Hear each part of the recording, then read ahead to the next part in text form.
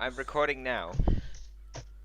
Alright, welcome back to the Spinofaarism podcast. Um, yeah, we talk about everything Spinofaarism, introductions again. I'm Well, Legarda Creations, I'm back from the first episode. I'm the Chameleons. I'm once again back. I'm Stu Bonk, I'm back, and sadly Dino Blaze couldn't make it. We got some stuff to talk about this week. We got the weekly segments, which are the relevant creatures of the religion, somewhat recent scientific paper, the weekly Peter segment, and we're examining the large reptile tree, so that's gonna be fun. Hurrah. All right, so go with the first segment, weekly creature relevant to the religion. So this week, Costosaurus aviceps. It's a tenostrophiid that lived in Middle Triassic Spain around 242 to 237 million years ago. It is known from one poorly preserved specimen known as MGB-V1. It is 5.5, is estimated to be 5.5 inches in length, and has been misinterpreted multiple times throughout history. Early examinations saw bird-like characteristics, but that was just due to it being preserved poorly. Then the hind legs of Costosaurus are longer than the forelimbs, which could lead to things that we see in hadrosaurs, which is they're bipedal, not bipedal, they're quadrupedal most of the time, but bipedal some of the time. Though there's no solid evidence at the moment that they were bipedal. It is relevant to the religion because it is one of the many animals corrupted by David Peters. Does anyone want to do the scientific paper segment, or am I doing that again? I think you're doing it. I'll take that as me doing it. Okay, Hold you on. do it. Yeah.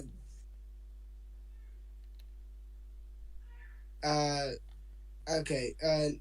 This paper was from October 6th, if I remember correctly. I mean, I have it pulled up here. Yeah, it was published on October 2nd. Describes a new tenostrophiid, which is Luxosaurus terrestris. I'll just read out the abstract here. Tenostrophidae is a clade of early archosauromorphs with highly morphological disparity and a wide geographical distribution. The original and early radiation of Tenostrophidae are still incompletely understood. Here we report Luxosaurus terrestris gen et sp. Nov, a new archosauromorph collected from the marine upper member of Guanling Formation, which is from the Ancient of the Middle Triassic, in Luxi County, Yunnan Province, China, and phylogenetically recovered as a tenostrophiid.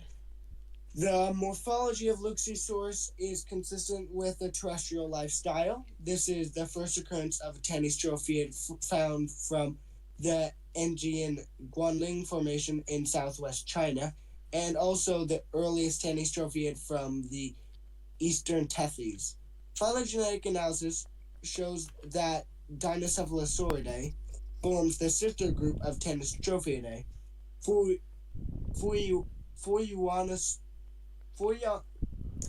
Fuyuansaurus occupies the most basal position in Tenostrophidae, and Luxosaurus forms the sister group to a clade consisting of all other Tenostrophiids.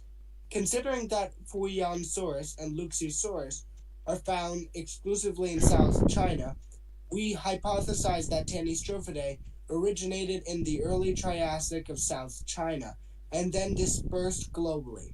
The discovery of early Triassic Tenostrophiids in South China is needed to support this hypothesis. This discovery of Luxosaurus expands the stratigraphical and geographical distribution of Tenostrophidae and provides new insights into the origin and early radiation of the clade. Also, Peters wrote about this. Big sad. But I mean, he didn't butcher it. except with the phylogeny, that's all the benefit of the doubt I can give him. He considers it to be less basal than Tenistropheus itself, so that's something, all right. That contradicts the paper. But yeah, thoughts.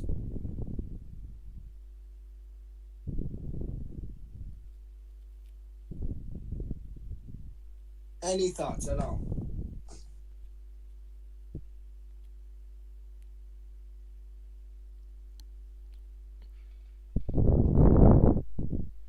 Well, that means we're moving right along. Donnie, do you want to just read out the fish stuff? Okay, sure. I did not get much done. The most that I really got towards was the most I really got towards was Peter's article with his name was the Devonian fish oh my god. Saurolepis? Saurolepis. Yes, thank you. And how he moved it over to basal sharks and in the large roach tree. The most thing okay.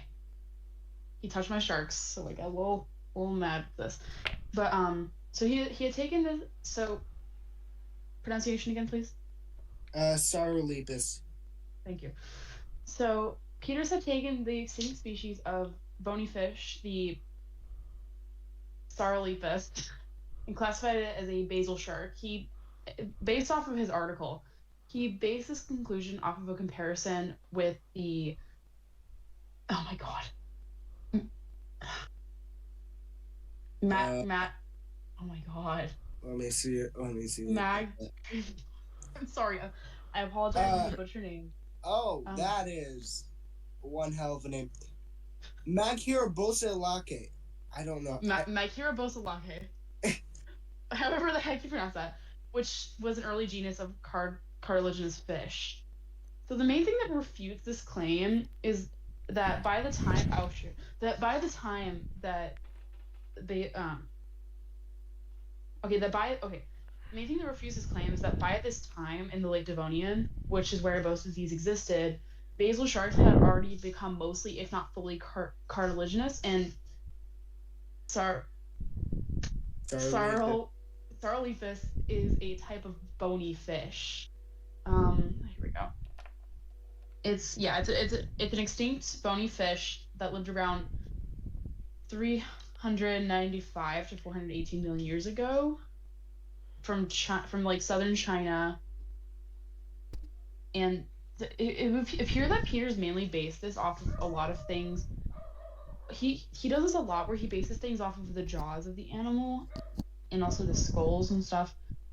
But he's forgetting a really big main point that the sharks, that basal sharks at these times already had become cartilaginous fish.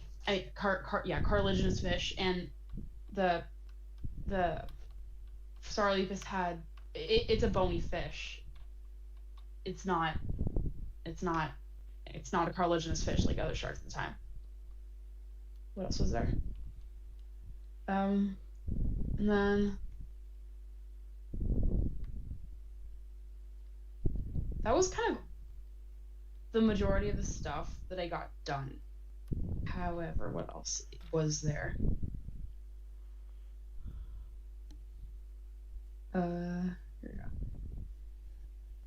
His revisions. I'm gonna look at his DGS revisions to Paleozoic fish, just to let you know I've done nothing in taxonomy or anything like this. So if you want to double check on any of this information, feel free to, because I don't know how accurate I'm being. Okay. If anyone has any comments you want to throw in, I am happy to hear. Peters actually does, like, I've read a lot of his articles because this podcast, and he compares skulls a lot. Skulls are like the basis for everything. Even when genetics comes in, he just says no.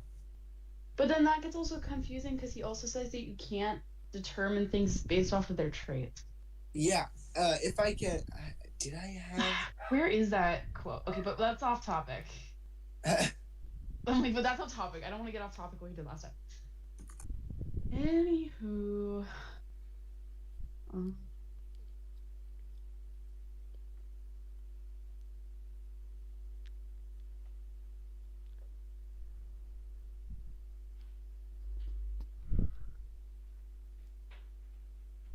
he's doing a lot with the jaws, especially with the fish in Paleozoic times, which Leslie does a lot. he bases a lot of his like work based on the jaws of these Paleozoic fish, which can get into he's probably confusing himself. I'm confusing myself. Yeah, like he compares skulls a lot. I think I think the genus is Gastornis. It's not terrorbird. It's something that convergently evolved with the terrorbirds. Yeah, Gastornis. He considers it to be a parrot. Why? What? I guess because the skulls look similar and similar diet. That's about it.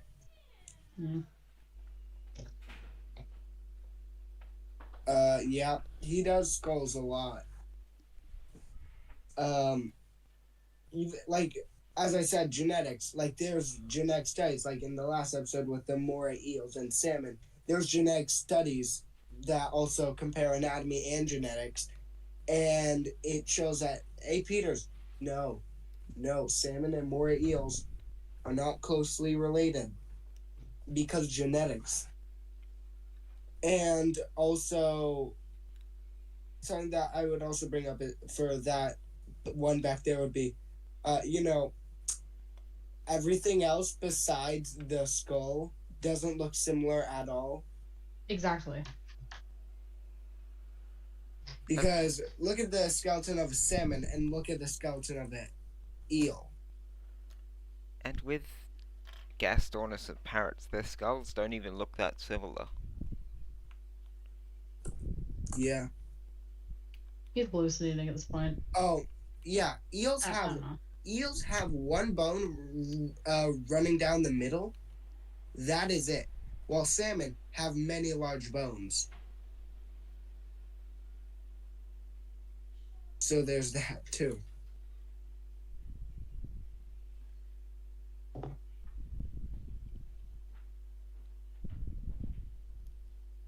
But we should probably get back on topic. Yeah. Oh my god. I look up where were we?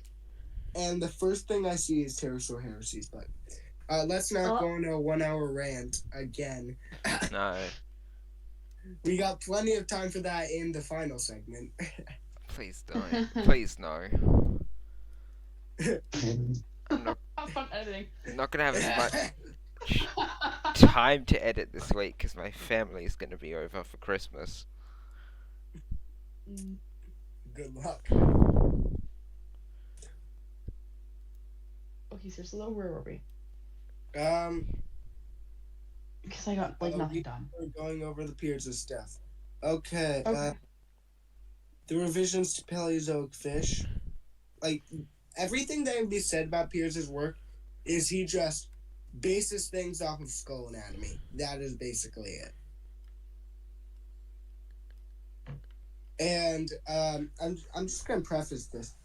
We are later episodes, we're gonna definitely do some criticizing of other websites that are similar in nature, like pterosaurnet.blogpost.com, which has the title Pterosaurs to Birds. That's gonna be its own thing. And then you also got Fossil Genesis. Not Young Earth Creationists, surprisingly, but insane. All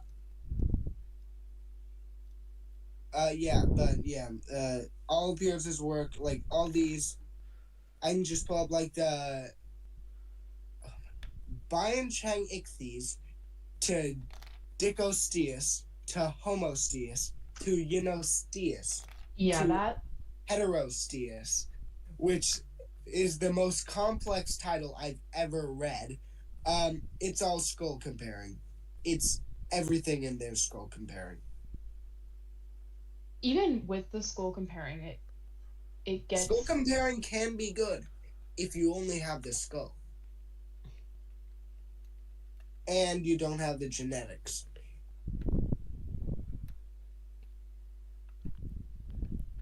But yeah, that's basically a summary of everything that he's been up to. Just skull comparing. He likes to screw around. He likes to screw around the fish, and unfortunately, he's in his fish phase, which means more brain damage and confusion for me. There've been one or two non-fish articles this week. No, there actually wasn't. Well, there was the crocodile one, and there was one of. Wait, what? There was a crocodile one? Yeah, remember the crocodile? I was not aware of this. I was supposed to make notes. No, the crocodile one that was just him summarizing a different paper. Oh yeah, that one. Oh, yeah. Care to cover that one, perhaps? No, he was literally just summarizing a phys.org article, literally just summarizing it and saying, okay, and yeah, here's my own taxonomy in it. But besides that, here's the article, and there's another one on the title "Oldest Known Rhinocephalian." Rhynchocephalian. Which is Rhynchocephalian. Rhynchocephalian. Yes. Yeah, but he's literally summarizing it again, except adding his own taxonomy. Yeah, he's just added. There was 2 days where his time machine was broken, and he just summarized articles, which was fun for me because I didn't have to take notes because it's literally just summarizing an article. But yeah, are we done with Peter's weekly segment? Yes. That's kind of all I got, unfortunately. I'm hoping to have more time for future episodes, but for this episode, unfortunately, I don't have that much information. Well, now it's time. It's time we examine the large reptile tree. So we all know how to get to the large reptile tree. The regular thing. You just go to reptileevolution.com. You just click on large reptile tree, and then boom.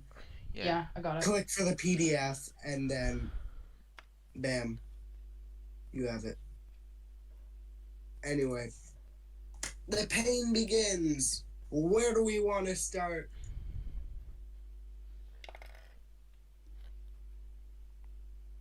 Do we want to start at the mollusk section that we kind of went over in the rant last episode? Sure. So, the mollusk section, it pains me. He did this funny thing where he separated, like he does this way too often, where he separates the adult and the juvenile of a species. Wait. Why? Who knows? What? He put adult lamprey and juvenile lamprey are sister groups to juvenile lancelets, but not to adult lancelets. Adult lancelets branch off earlier. How? Also, how could you do that with a mollusk? How can you do that with something that's actually still alive? I know. And then got polycladidae, which is polycladida, which are flatworms. And the average viewer may not know this, but a person who has no mental sanity left, like myself, knows that Peters considers Anomalocaris to A, be a flatworm, and B, Anomalocaris evolved into trilobites. How? Who knows? And thing is, the generalized group that Anomalocaris belongs to, Radiodonta, actually evolved at the same time, if I remember correctly, 371 million years ago, as trilobites. Yeah. Yeah. I'm pretty sure that the first trilobites predate Anomalocaris. Also, he places He places bivalves as closer to snails than snails are to slugs. He places hagfish as a sister group to cephalopods. What? Okay, that doesn't even make sense. They're not. That makes them not even a fish. Yeah, well, he places Oh, what? lampreys, lancelets, and hagfish on the little mollusk tree, the SMT, the small mollusk tree. This is 15 traits tested. What were the 15 traits? Sadly, in his infinite things, like I have the reptileevolution.com project here, he doesn't actually have the mollusk one available, sadly. So apparently, it says on this document, certain dental traits are not convergent and do not define clades. And yet he mostly uses dental and other skull traits. Yep. Which, I mean, that same logic with convergence, he did that exact same thing. He did the exact same skull thing with Homotherium, which he said, the Homotherium, the cat, is now Homotherium, the dog. Because there is one dog that kind of looks similar to Homotherium. And convergence, Peter. Is it his Therapsid skull tree is mostly normal? There's a couple of weird things, but as far as I can see, it's pretty normal. Like Suminia, which is, by the way, not a Dicynodont. I mean, he places... Like, look up an image. He places it next to Dicynodon itself. He places Eutitanosuchus and Biamasuchus, which do look kind of like Gorgonopsids, but they're not Gorgonopsids. He places them within Gorgonopsids. He also has not juvenile Antiosaurus BP/1/7074, which is a specimen of a juvenile Antiosaurus. So he has this usual not something when it is that thing.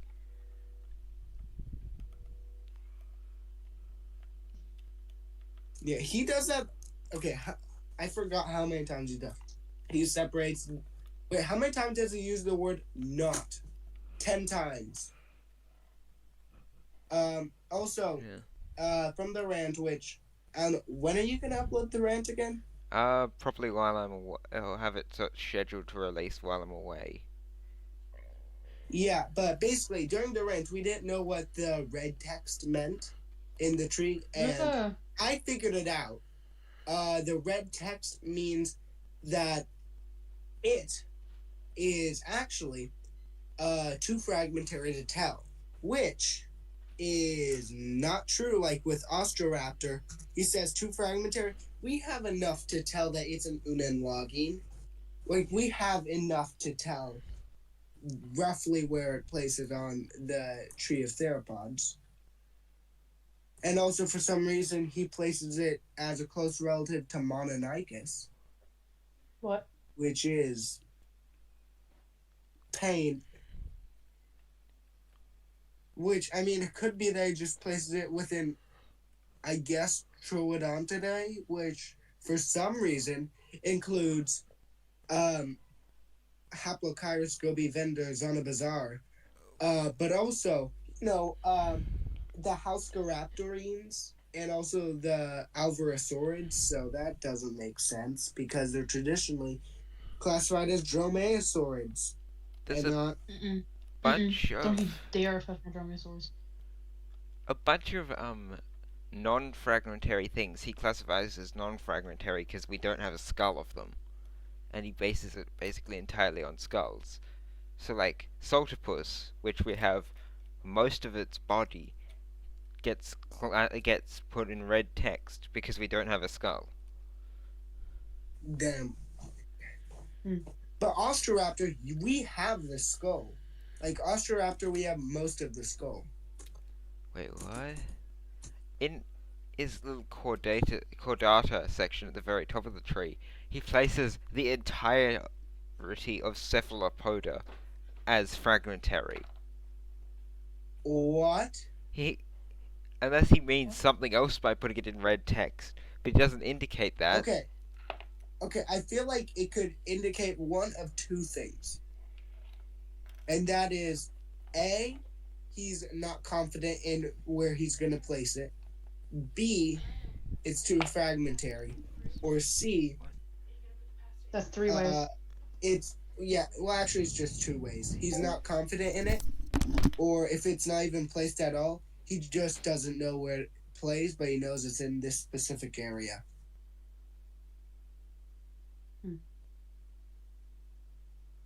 It just cephalopoda? Nah, too fragmentary for my taste. We do love it when cephalopods are, not alive today, right? What's a mollusk? Never heard of it. Squid? Huh? What's that?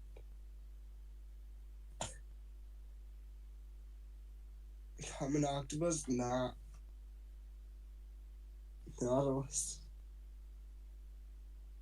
Where does he actually place the nautiluses? I probably just used an incorrect plural. Nautilus. He places it next to hagfish. What? Those look similar, if you ask me. A hagfish and a nautilus, very similar, as any scientist will tell you. Let me just...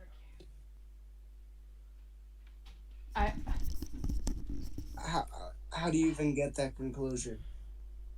What? Like, look at this. Look how similar these two I'm two looking are. at them. I'm looking at them. Look how similar these are. If you lined up a hagfish and a nautilus, I could not tell the difference, honestly. Wait, what? I'm looking at two of the same photos. He puts Anguilla and Electrophorus, which are the eel and electric eel respectively, which are both living animals. He puts them as being too fragmentary. Okay, I think we've come to the understanding that the red text probably just means he's not confident in the placement. I would hope. Yeah. Hopefully. Partially. But he also has Then Spinofaarism, he has the common sense to put two species of Varanus next to each other.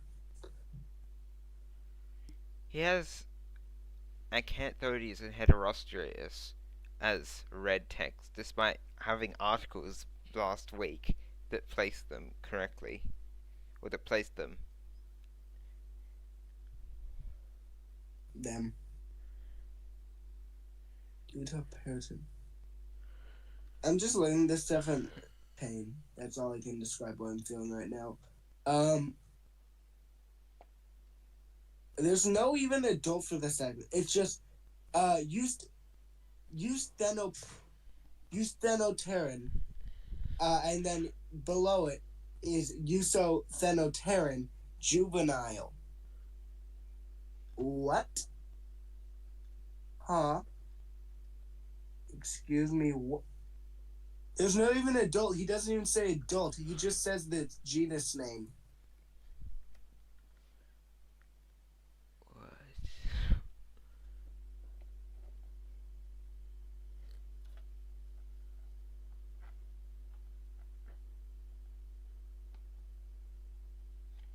Marsupial carnivores.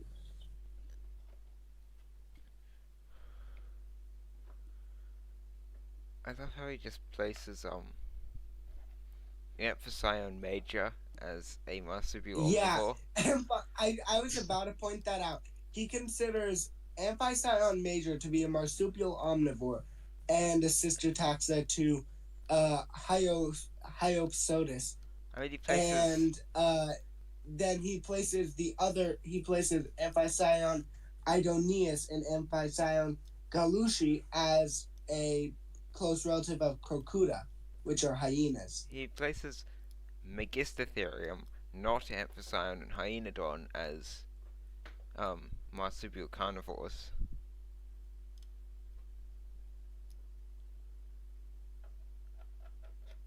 That is so strange. Wait, Amphision, you mean half dog? Yes. Half dog. We love half dog. Half dog. Also known as dog bear. Half dogs. Yeah, we love half dogs. He places Thylacoleo and Wakaleo as sisters groups to the sugar glider. Oh, I forgot about this. So he places marabou storks as kingfishers. Oh yeah, he What? does. Yeah, and also I sent Chameleon this I think on Friday. But let's see here, where is it? Where does he get kingfisher from a stork? Oh yeah. He also does it with the genus Jabiru, which are it's another species. It's but I think it's just called the Jabiru. Oh yeah, he also says that Archelon, the sea turtle is a snapping turtle.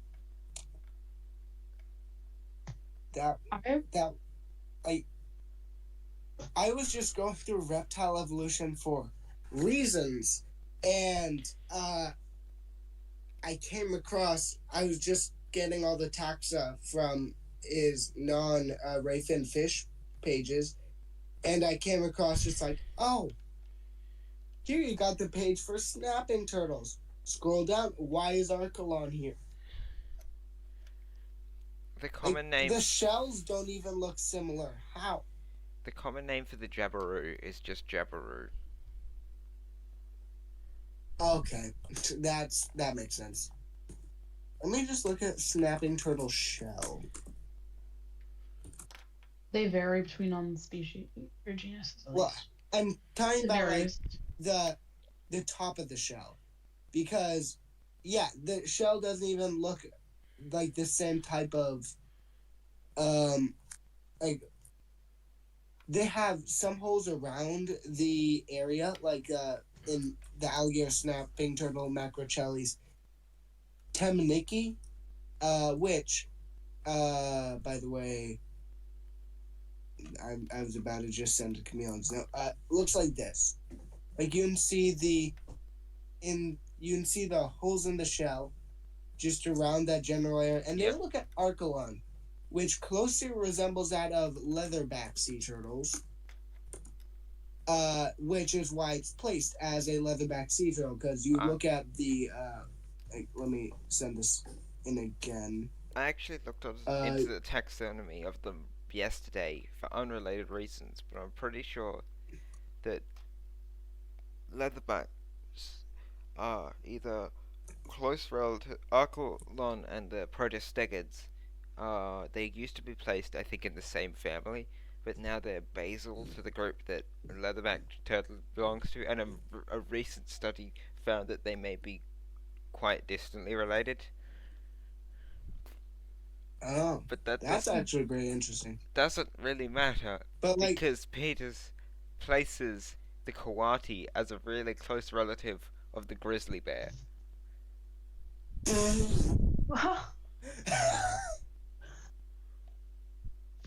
How? What?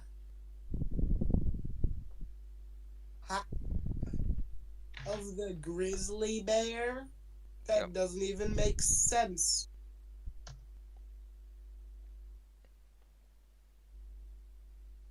Well, I mean, no, this makes sense, so, Wait, I swear, if he mentions Ursus, okay. Okay, Peters. Okay, why? Why do you have 3 species of Ursus spread out? So you got Ursus americanus, which I think is the American black bear. Where's it? Yes, the American black bear, I was right. And then you got Ursus americanus. Not, I just said the same thing twice. Got Ursus Maritimus. maritimus, Maritimus. which is the polar bear. bear. Those are sister taxa. And then for some reason, just why is the Ursus arctos, aka the brown bear, Oh, that's the grizzly bear, distantly related? I believe. Why? And its closest Why? relative is Ursavis, which is an early bear. Like, look at this. Why? What makes him think that the grizzly bear is not a sister taxa to the polar bear and the American black bear? What drives that? Why am I asking questions like a therapist? Wait, let me actually see if he has an article on this. Oh, ancestors of the grizzly bear, Ursus arctos. Cool. I see no bears here. I don't see anything here. Okay, that's cool. That's something I definitely didn't need to. We have a bear problem. Wow, that's a riveting article name. I forgot. Oh my god. He places humans as descended from gibbons, and he places Australopithecus. Excuse me, what the? He places humans. Repeat that, please. He says humans are descended from gibbons. He also says Australopithecus is an ancestor of chimpanzees and gorillas. Wait, he doesn't even what? He doesn't even place them as ancestors of us. Yeah. Send him to hell. What? The heck? Okay, that just killed my life. Right there. No, it didn't kill. Okay. I can't speak now because I'm mad. Like, how? What? Why? Who? What? Where? Oreopithecus is a closer relative of us. According to him, it's more closely related to us than Australopithecus. What? Huh? What? Apparently, Australopithecus is basically in between orangutans and chimpanzees and gorillas.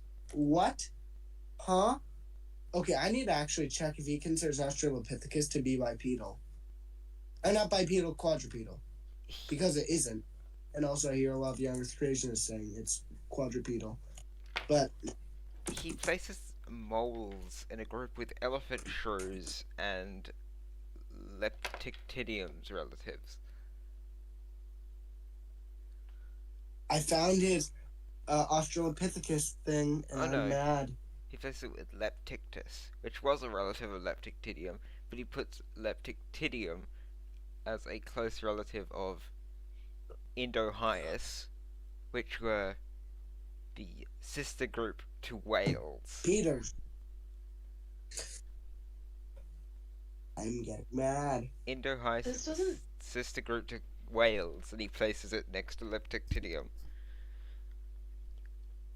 Wait, so he places Tenorex as closer related to toothed whales than the actual ancestors of whales. Also, fun fact, he considers mammals to be reptiles. Well, synapsids in general. Yeah, they're no longer mammal-like reptiles according to him. They're just reptiles. He's gonna die. Yeah, probably him. He's probably gonna die in like 50 years. Let's see here. Man ape, yada yada. Okay, his article. His okay. I don't understand what. Okay, what this is. Uh, the bipedal ape Australopithecus traditionally lives between chimps and humans as a primitive hominin. Bones and footprints are assigned to this genus and Trackmaker. Here, Australopithecus nests between Proconsul, which is an extinct genus, has no common name. Oh wait, it's raining. Anyway, and Pongo, the orangutan. And also between chimpanzees and gorillas and the large reptile tree. That's a novel nesting. Sure it is, Peter. Whatever helps you sleep at night. The Java man, the Homo erectus, enters the large reptile tree alongside Homo sapiens. That's not novel. Okay. Uh, Australopithecus with apes rather than humans breaks a traditional paradigm. Yes, that it does. If the large reptile tree is valid, Australopithecus represents a dead end bipedal genus arising in parallel to humans, not basal to humans. That's an interesting story itself. Why? Why do you say that's an interesting story? And why do you say if the large reptile tree is valid? Where's the confidence, Peters? Where's the confidence I state in every article? According to the large reptile tree, humans have new ancestors. Okay, yeah, he says that gibbons are that gibbons are the ancestors to humans. I mean, they always have been. Like, no matter what tree you look at, they've always been back there as one of the earlier ancestors, but Yeah. not one of the direct ones. Okay, traditional clades. Hominini, Homo plus pan, exclusive of gorillas. Homininae includes gorillas, exclusive of Pongo. Homininidae includes Pongo, exclusive of Hylobates. Homininoidea includes Hylobates, exclusive of Macaca. That's a genus. Macaca. What's the genus of? Oh, or Old World monkeys. Okay. Gibbons, Hylobates, and the large reptile tree, yada yada yada. Okay, he just compares skull shapes again. Peter, stop contradicting yourself. Like, seriously, man. He also has this really weird group of fish that includes Galaxius, pufferfish, mola mola, the ocean sunfish, Pycnotus, um, the mud skippers, Oh, and I'm going to kill you. frogfish. He places all of them in the same group. There's a few other things in there. I'm currently looking at his diagram of uh homininoids. His homininoid skulls. That's a tongue twister right there. I'm comparing them, and apparently, I don't even know how to say this.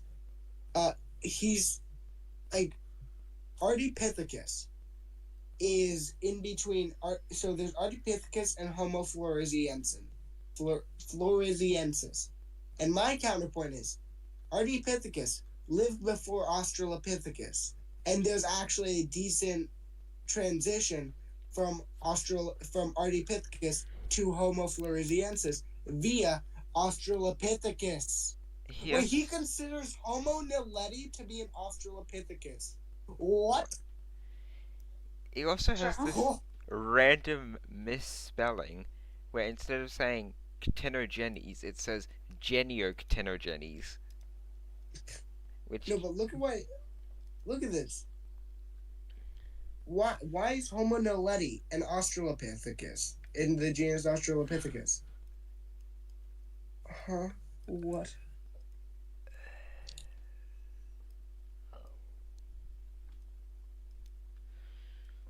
Gene analysis.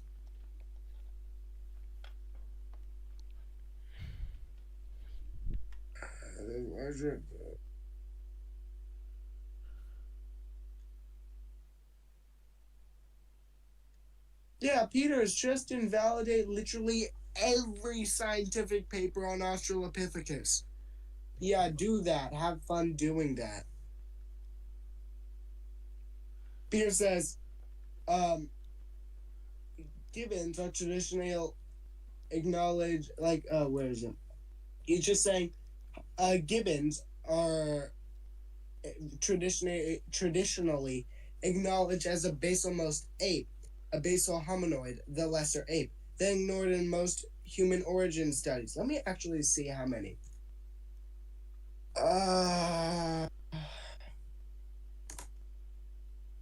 Anyone want to mention something that Peters has done in the? Wait, why did I look up gibbons? Is there anything he's done right? Yes, he put the genus Varanus, 2 species next to each other. There's that.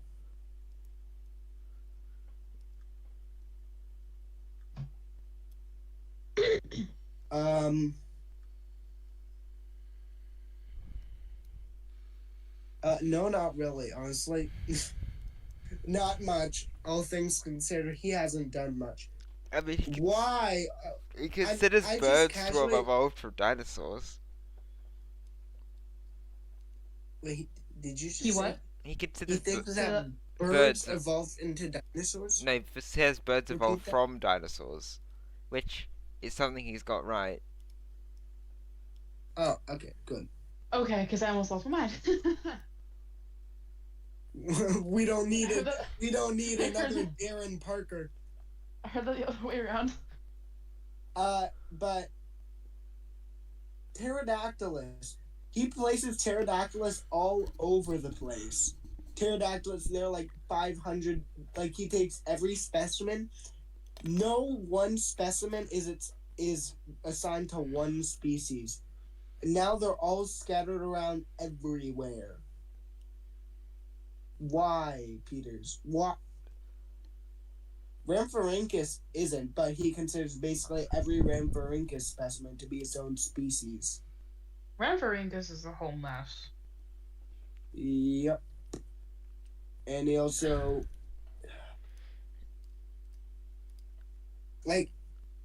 Oh yeah, I forgot, he screwed up Charovipteryx. How do you do that?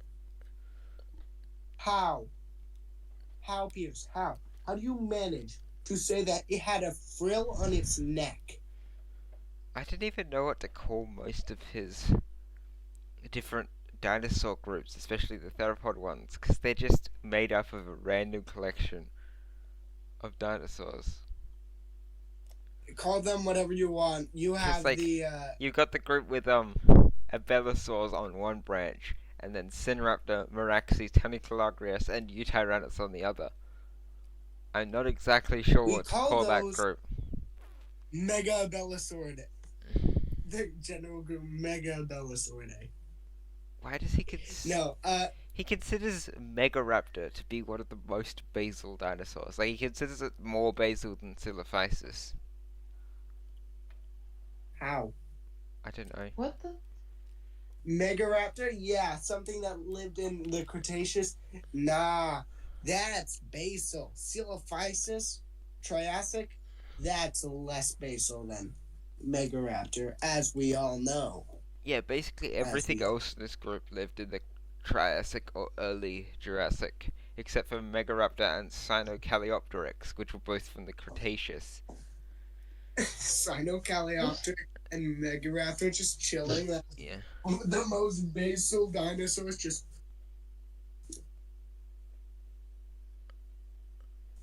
casually chilling. Okay, well. Back to Charovipteryx. He puts something that isn't present in the fossil, at all. Look at this. So you see on the head, there's this weird bony sprouting that he put that can retract. How does one get to that? And also has webbed feet, I guess.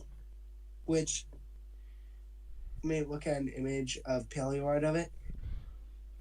Why is the first image result for Charovipteryx a pterosaur?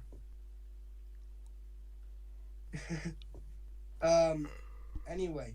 Well, I mean, it had the web feet, but not to the insane extremity of what Peters did, which is, well, I mean, usually it's a bit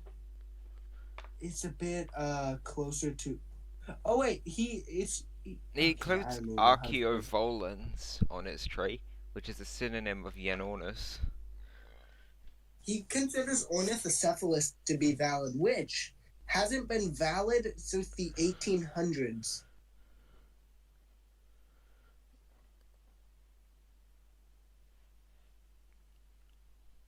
Why?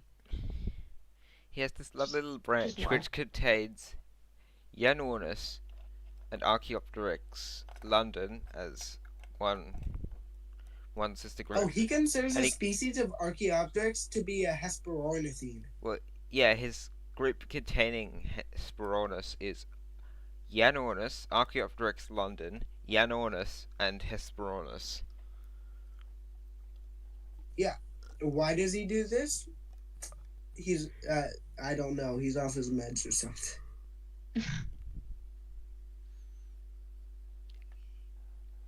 Oh, Darwinius reference? Jurassic Junction reference? Darwinius.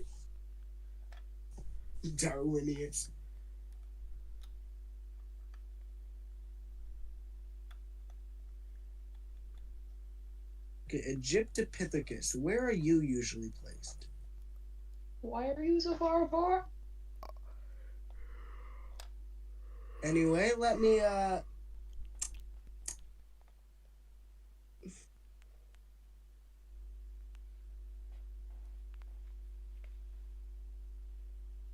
I am going to have a seizure if I think Peters just did what I think he just did. What'd he do? I swear to God. He has the side branch of birds, which I guess is supposed to be enantiornithines, but all of the enantiornithines on his tree are on the main branch of birds, and this one just contains, like... What? Okay. For some reason, he considers Pyrotherium to be a relative of, not even a relative, to be considered in the group Diprotodontia. Just a really close relative of Diprotodon, which doesn't make sense because it's in its own thing. Yeah. His version of enantiornithines has, like, Meilong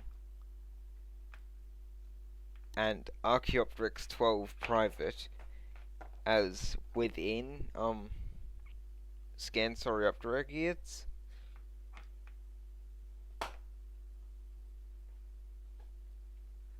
Let's see here. Wait. Oh, no. I see nothing wrong here. Wait, never mind. Never mind. Never mind. I thought I saw something wrong, but. Wait, what? Huh? What? Huh? Peters. Why are marsupial lions considered to be marsupial herbivores? Well, they are. They do belong to. Well, okay, yeah. That's the why? That's the group that I actually don't understand. No, that is the group they belong to in real life. Their closest relatives but why? are like, because they're evolved from like wombats and stuff. They're wombats Okay, that evolved makes to be sense. carnivores. What I don't understand is why he puts them with possums. What?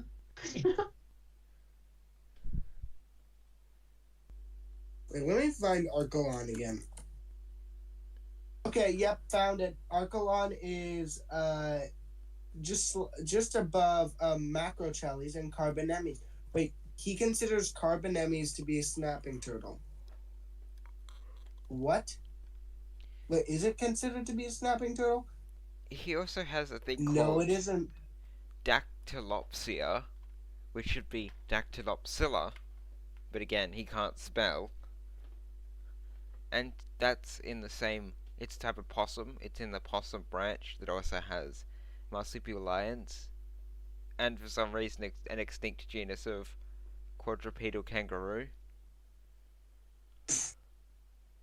Yeah, but he considers Carbonemys, which is a side-neck turtle, and Archelon, which is a sea turtle, to be snapping turtles. I don't understand this map. Oh yeah, he also considers Bunostegos to be a turtle. Or, well, Bunostegos, to be just outside of turtles. I'm glad he doesn't have Megalani on here. Because I don't want to know what he would do to that poor thing.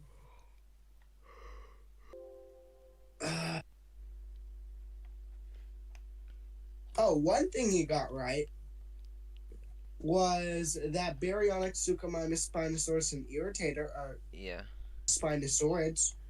Though for some reason, there's Dialong, Marusraptor, Guanlong, and Xiongguanlong as right above them. Huh? What? Who? What? Where? Why? When? How? Peters, what are you talking about? Let me just see if I can find an article so that I can see like a skull. Why is Guanlong? Why is Guanlong there? Who knows? Also, his Spinosaurus, wet, dry, or with muddy feet? His arrangement of Spinosaurs is weird. It is. He doesn't even have a transition chart. Like, I don't have Photoshop at the moment. Because my computer's gonna kill itself.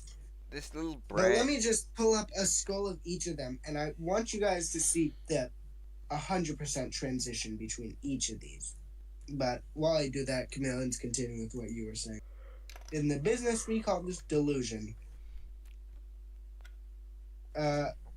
I'm just getting the skulls, so these are going to be in the order that he puts them in, and you guys can see the obvious transition here. Yeah, I'm going through this. I don't understand about I see the transition here. I 100% see the transition here. I don't know how anyone can't see the transition here. I mean, what? The conclusion of his article. I can't even make up like fake like, oh haha funny. No. This isn't even funny anymore. I'm just looking at his Spinosaur transition, and I'm just pain. That is it.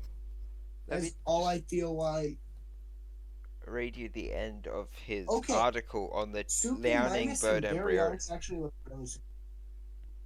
It ends with, hope you agree. If this isn't an Antiornithine, which one is it most like? Archaeopteryx lithographica. If this is an Archaeopterygiid, we now have some more ontogenetic clues and patterns to work with. You can see which body parts get larger and which get smaller during maturation. Actually, it's both. He has this weird branch that contains basal therizinosaurs because he doesn't actually have any more advanced therizinosaurs. But yeah, he doesn't have as they get more advanced on his tree, they get more basal on our tree, on the real life tree, because he has Rahonavis and Chungosaurus, which are basal therizinosaurs. He has them as the most advanced ones, and it goes, as it gets more basal, it goes Falcarius, then Bapausaurus, and then Avamimus. Why? He places the most basal therizinosaurs as Avamimus, which is... We do love Avamimus, the Oviraptorosaur. Yeah. To be. And the second most basal one is Bapausaurus, which out of the therizinosaurs on here is actually the most advanced one. He places Minmi as a sister taxon to Liaoningsaurus, which is actually called Liaoningosaurus because he can't spell. Wait, where does he place Kunbarasaurus? I don't know if he has Kunbarasaurus on here. I'm pretty sure he does. Also, fun fact: he considers the specimen of.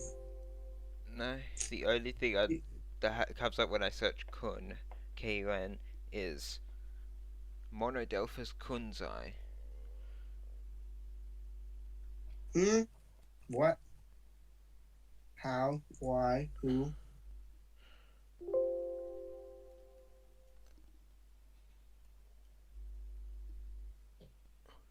Paleophile to the rescue. Paleophile has all my fossil needs. I get to see photos of fossils. And photos, drawings of fossils. Alright, yeah, I'm just going through this and I don't see the transition here. Oh my god, I forgot he puts Archaeopteryx in birds. Yeah. Like, a lot of people say, like, oh, Archaeopteryx is a first bird. And I don't interrupt them because even though I know Archaeopteryx is not a true bird, like, even in the slightest. It's just an early theropod. Well, not early. Well, it's a theropod. It's not even a bird yet. Gee, Peters, why? What happened? Just everything. Look at this. What is happening? My favorite genus, Liaoning embryo bird. I do the Liaoning embryo bird, if you ask me. He wrote. If you ask me, the Liaoning embryo bird. Yeah, I see that. He wrote about it in his My article. favorite genus. Liaoning bird embryo is a Chinese Archaeopteryx, with "is" in caps. Hey guys, look at. Guys, I sent this in a group chat. Look at this amazing transition into Spinosaurs. What? Just immediately goes from Velociraptor to Baryonyx, just like. What is even going? This is his transition into Spinosaurs. In this order. In this exact order, yes. You're kidding. No. I guess Megaraptorids have some bodily features that are kind of similar to Spinosaurs, like the longer arms with the claws. But other is than Velociraptor a Megasaur? Not Megasaur, Megaraptor. Yes, it is. Yeah, then shouldn't he, like, by his logic, shouldn't it be closer to Baryonyx than Zion Guanlong?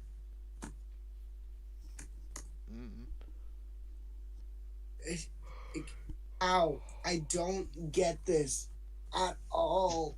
No one does. Also, Baryonyx and Suchomimus are very closely related. Not anymore. Like, there's...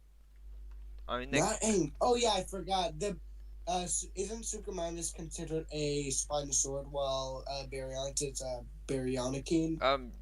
Suchomimus is I think they're both Baryonychines, but Baryonyx is a Baryonychine, and Suchomimus is a Ceratosukopin or something. Oh yeah, Suchomimus groups with Riparo, and Ceratosuchops. Anyway, I'm gonna see if he actually has Kunbatosaurus. No, he didn't put Kunbatosaurus. This is a crime. You know something that I don't know why he hasn't acknowledged? All of Minmai's remains except for two, some extremely fragmentary remains being sent to Kunbatosaurus, who is now though just a hacksaw, who's now, I forgot the name of the group, is close relative Stegoros. Parankylosaur. Yeah, Parankylosaur. And it's just like, what? That doesn't... And also he gives them in my tail club, but surprise, surprise. You want to know what we have of Minmai now? We have... These are the only remains that have not been assigned to Kunbatosaurus, basically. That's about it. I assume you know what a platypus looks like. Yeah. Well, Peters Mhm. places this as the closest relative of the platypus. I'm sorry, huh?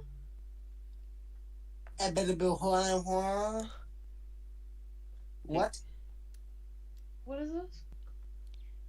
So there's that. Anyway, do you want to do an outro? Yes. All right. Thank you guys for watching. Listening.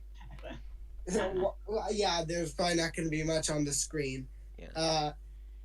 Subscribe to Chameleons and have a look at my channel. I'm actually doing another video on Spinofaarism, specifically the angels. I need to write that script. Have fun with that. Pain. Yeah, go out and support these two. Yeah. Thank you. Thank you guys for watching. If you stuck till the end, congratulations. This was long. Get a round of applause. Almost as long as a guanlong. That was bad. But yeah, thank you guys for watching. Chameleons, you want to say anything? Radani, any one of you. No. Thank you for watching and actually surviving this. Go out, support Stu Long, go out, support the Chameleons. I would check out their stuff. Yeah.